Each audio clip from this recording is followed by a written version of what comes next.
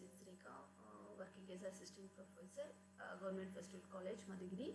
Today we shall discuss about importance of training. In that importance of training, first introduction of training. So training is crucial for organization development and success. It is fruitful to both employees and employees of an organization. That means training is very important for the organization and development. So we will give the training to the particular field of work for the newcomer. So that's why easily we can develop the organization and also the organizations to reach the organizational goals. Next, an employee will become more efficient and productive if he has a trained well.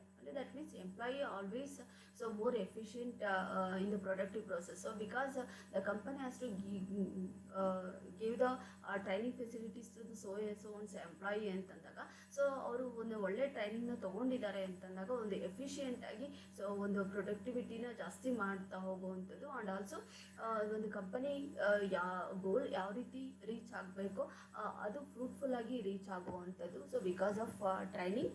So next what are the importance of training. So importance of training can be summed up.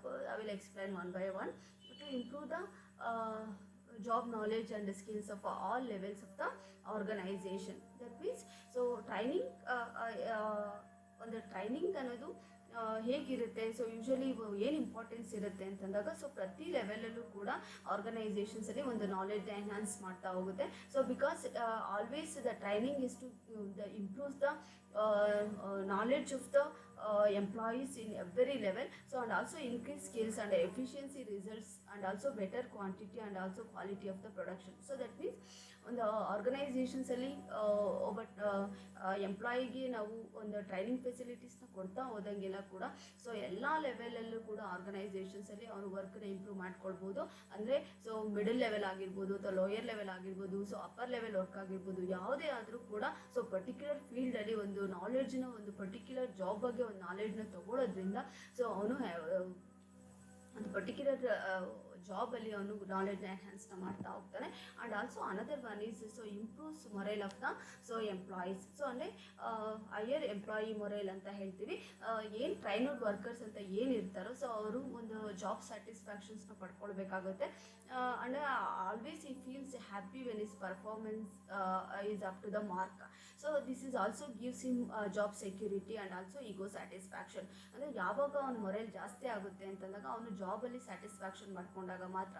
So ಯಾವಾಗ ಅವ್ನ performance up to the ಮಾರ್ಕ್ವರೆಗೂ ಚೆನ್ನಾಗಿರುತ್ತೋ ಆವಾಗ ಅವನಿಗೆ ಒಂದು job security ಮತ್ತು ಒಂದು ಈಗೋ satisfaction ಅಂತೂ ಜಾಸ್ತಿ ಆಗ್ತಾ ಇರುತ್ತೆ. And also the employ will properly look after a worker who performs well. So ಅಂದರೆ that and also all these factors we can improve the so employee morale. So next another one is less supervision. So less supervision ಯಾವಾಗ ಆಗುತ್ತೆ ಅಂತಂದಾಗ so always the degree of supervisions is required to trained worker will be less. So because already the company has to give the training facilities to the so and so job ಅಂತಂದಾಗ it is not necessity to supervision for the particular work ಅಂತ ಹೇಳ್ಬೋದು. So will not be able to depend upon the so supervisors. And also we can carry for the work himself. So ಅಂದರೆ so ಇವಾಗ suppose ಇವಾಗ untrained worker ಅಂತಂದಾಗ so ಕಾನ್ಸ್ಟೆಂಟಾಗಿ ನಾವು the supervisor we have to constantly watch for the work and also we have to require the guidance of the particular work ಅಂತ ಹೇಳ್ಬೋದು. So work but trained employee ಅಥವಾ trained worker ಅಂತಂದಾಗ already ನಾವು ಏನು ಟ್ರೈನಿಂಗ್ನ ಕೊಟ್ಟಿರ್ತೀವಿ. So that's why ಅವನು discipline ಆಗಿ and also independent ಆಗಿ ವರ್ಕ್ನ ಮಾಡ್ತಾ ಹೋಗ್ತಾನೆ. So that's why did not accept the supervision. So that's why so ಯಾವಾಗ ಟ್ರೈನಡ್ ಪೀಪಲ್ಗೆ ಟ್ರೈನಿಂಗ್ಗೆ ಕೊಡ್ತಾ ಹೋಗ್ತೀವೋ ಆವಾಗ ಸೂಪರ್ವಿಷನ್ಸು ಕೂಡ ಸೊ ಕಡಿಮೆ ಆಗ್ತಾ ಹೋಗುತ್ತೆ. So next one is so fever accidents.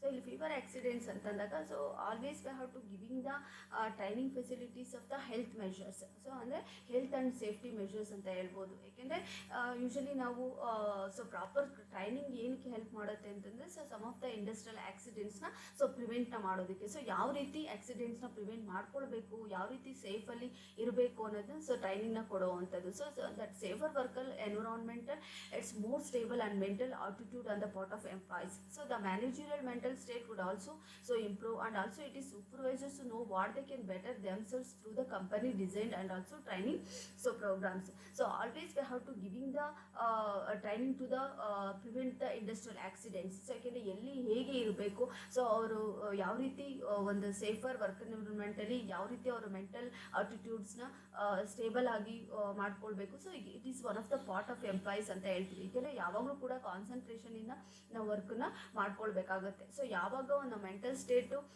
Improve ಆಗ್ತಾ ಇರುತ್ತೋ, ಸೊ ಆವಾಗ ನಮ್ಮ ಏನು ಒಂದು ಆಕ್ಸಿಡೆಂಟ್ಸ್ನ ನಾವು ಕಡಿಮೆನ ಸೊ ಮಾಡ್ಕೊಳ್ಬೋದು. So next another one is chance of so promotions.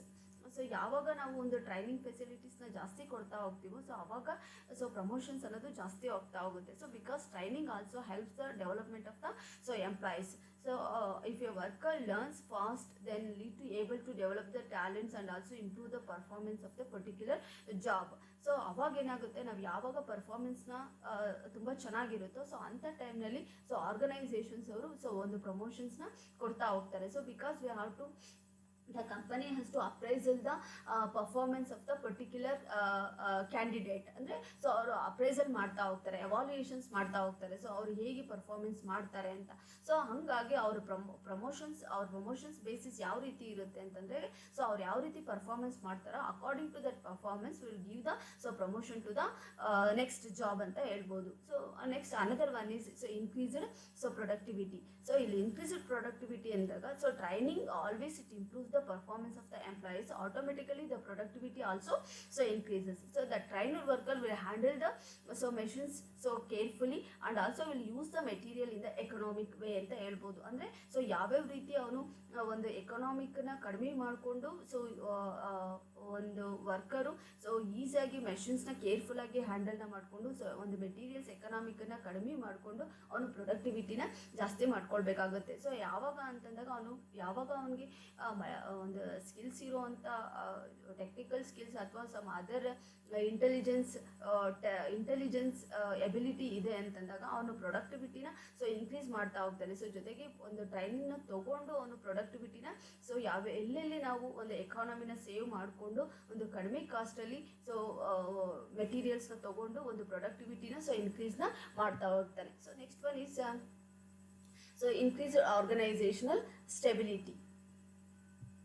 So increased organisational stability ಅಂದರೆ ಸೊ ಯೂಶಲಿ ಒಂದು ಯಾವಾಗಲೂ ಕೂಡ ಒಂದು ಸ್ಟೆಬಿಲಿಟಿ ಅನ್ನೋದು ಸೊ ಇನ್ಕ್ರೀಸ್ ಆಗ್ತಾ ಹೋಗುತ್ತೆ ಒಂದು ಆರ್ಗನೈಸೇಷನ್ಸಲ್ಲಿ. ಯಾವಾಗ ಆಗುತ್ತೆ, so stability means we can not fluctuate. So ಒಂದು organisation debility always it is increases ಅಂತ ಹೇಳ್ತಾರೆ. So because of training. So ಯಾವಾಗ ನಾವು ಟ್ರೈನಿಂಗ್ನ ಕೊಡ್ತಾ ಹೋಗ್ತೀವೋ ಸೊ ಆವಾಗ ಮಾತ್ರ ಸೊ ನಾವು ಒಂದು ಆರ್ಗನೈಸೇಷನ್ಸಲ್ಲಿ ಒಂದು ಸ್ಟೆಬಿಲಿಟಿನ ಸೊ ಮೇಂಟೈನ್ನ ಮಾಡ್ಕೊಳ್ಬೋದು. So otherwise we did not maintain the stability. So because ಅಲ್ಲಿ ಸ್ಟೆಬಿಲಿಟಿ ಆರ್ಗನೈಸೇಷನಲ್ ಸ್ಟೆಬಿಲಿಟಿ ಇರೋದಿಲ್ಲ. ಸೊ ಯಾಕೆ ಅಂದರೆ ಅಲ್ಲಿ ಫ್ಲಕ್ಚುಯೇಟ್ ಆಗ್ತಾ ಇರುತ್ತೆ, ಒಂದು ಪ್ರೊಡಕ್ಟಿವಿಟಿಯಲ್ಲಿ ಆಗಿರ್ಬೋದು, ಪ್ರಾಫಿಟಲ್ಲೇ ಆಗಿರ್ಬೋದು, ಒಂದು ಫ್ಲಕ್ಚುಯೇಷನ್ಸ್ ಆಗ್ತಾ ಇರುತ್ತೆ. ಯಾವಾಗ ನಾವು ಟ್ರೈನಿಂಗ್ ಫೆಸಿಲಿಟೀಸ್ನ ಪರ್ಟಿಕ್ಯುಲರ್ ಜಾಬಲ್ಲಿ ಕೊಡ್ತಾ ಹೋಗ್ತೀವೋ ಆವಾಗ ಒಂದು ಸ್ಟೆಬಿಲಿಟಿ ಅನ್ನೋದು ಕೂಡ ಜಾಸ್ತಿ ಆಗ್ತಾ ಹೋಗುತ್ತೆ ಆರ್ಗನೈಸೇಷನ್ಸಲ್ಲಿ. So lastly I will concluded that so training aims at continued self development of the employees. That means the training main objective ಏನಿರುತ್ತೆ, so development of the self development. We did not dependent of others. So okay, ನಾವು dependent ಆಗದೆ ಇದ್ದಾಗ ನಾವು self ಡೆವಲಪ್ಮೆಂಟ್ನ ಮಾಡ್ಕೊಳ್ಬೋದು. So in ಯಾವುದರಲ್ಲಿ ಒಂದು particular ಫೀಲ್ಡಲ್ಲಿ ಆಗಿರ್ಬೋದು, ಪರ್ಟಿಕ್ಯುಲರ್ ಜಾಬಲ್ಲಿ ಆಗಿರ್ಬೋದು. And also training leads to improves profitability and more positive attitude towards the profit organisation. Training always it improves the profitability and also it improve the profit to the organisation. So employees are expected to develop themselves continuously in an organisation. ಅಂದರೆ ಏನು training ಆಗಿರೋವಂಥ training ಕೊಟ್ಟಿರ್ತೀವೋ ಎಂಪ್ಲಾಯೀಸ್ಗೆ ಅವ್ರ expected ಏನಿರುತ್ತೆ ಅಂತಂದಾಗ so ಅವ್ರನ್ನ ಡೆವಲಪ್ನ ಮಾಡ್ಕೊಳ್ಳೋ ಅಂಥದ್ದು. So continuous ಆಗಿ ಒಂದು ಆರ್ಗನೈಸೇಷನ್ಸ್ನ ಡೆವಲಪ್ ಮಾಡುವಂಥ ಏಮು ಒಂದು ಎಂಪ್ಲಾಯೀಸ್ಗೆ ಇರೋ ಅಂಥದ್ದು. So because of training facilities. So references by Subbarao. Thank you.